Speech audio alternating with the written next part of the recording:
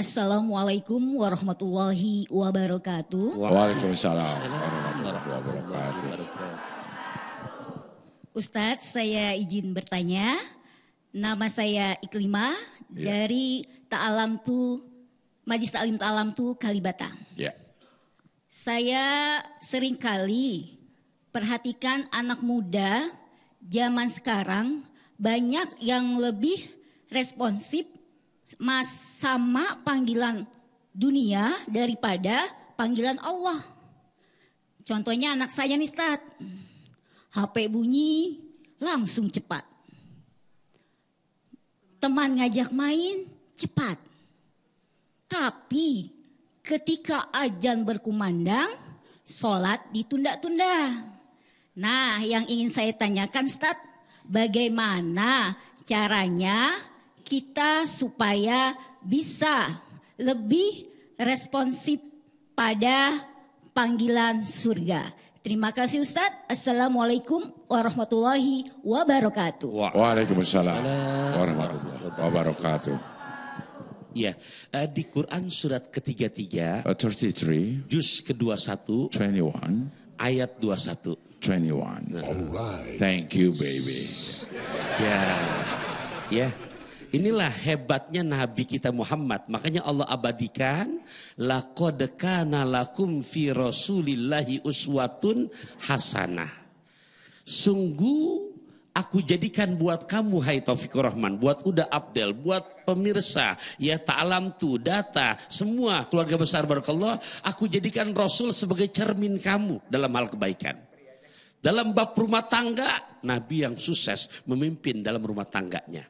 Menjadi panglima perang, Nabi panglima yang pemberani sampai giginya patah. Untuk bertanggung jawab, berdarah-darah.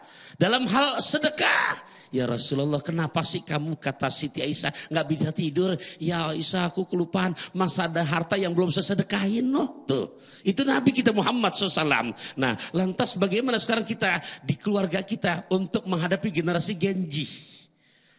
Bapak Ibu rahimakumullah, bisakah kita sekarang sebagai orang tua untuk anak-anak kita nih supaya mereka juga betul-betul aktif, nggak hanya untuk duniawinya saja.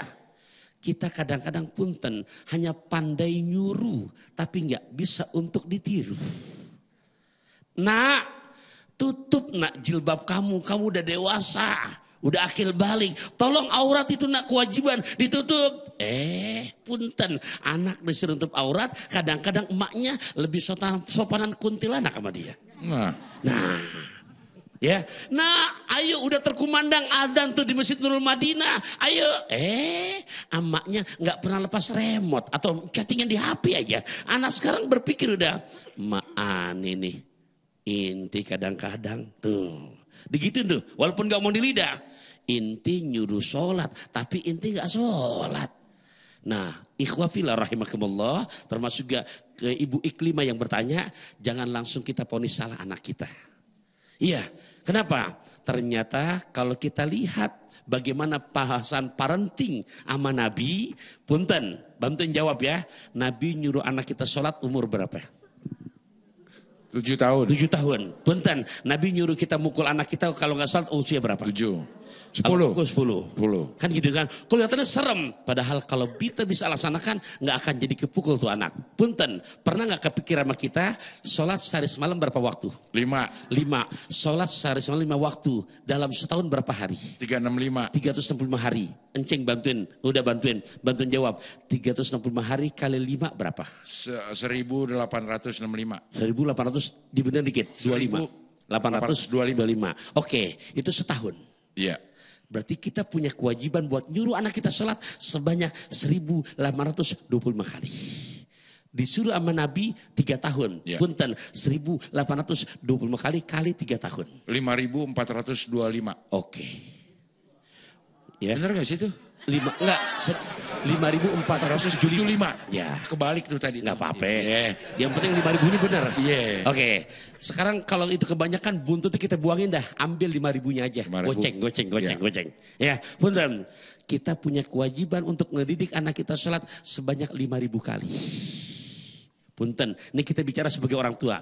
Udah belum kita praktekkan itu amalan Nabi? Tuh. Giliran anak gede, Ustadz anak saya males sholat. Jangan nyalin anak dulu. Inti belum nerapin cara Nabi. Sekarang logikanya, batu yang keras saja kena percikan air bisa celong. Masa iya anak yang cerdas diajarin sholat sehari malam 5 waktu. Begitu dakil balik males, nggak mungkin. Tuh. Jadi yuk kita kembalikan lagi bagaimana cara kita mendidik anak kita supaya betul-betul bisa kita menjadi cermin, tidak hanya sebatas menjadi admin. Iya, begitu ya, Ibu Iklima. Oke, ini ada pertanyaan dari Instagram, NRDNSYAHH. Panjang namanya.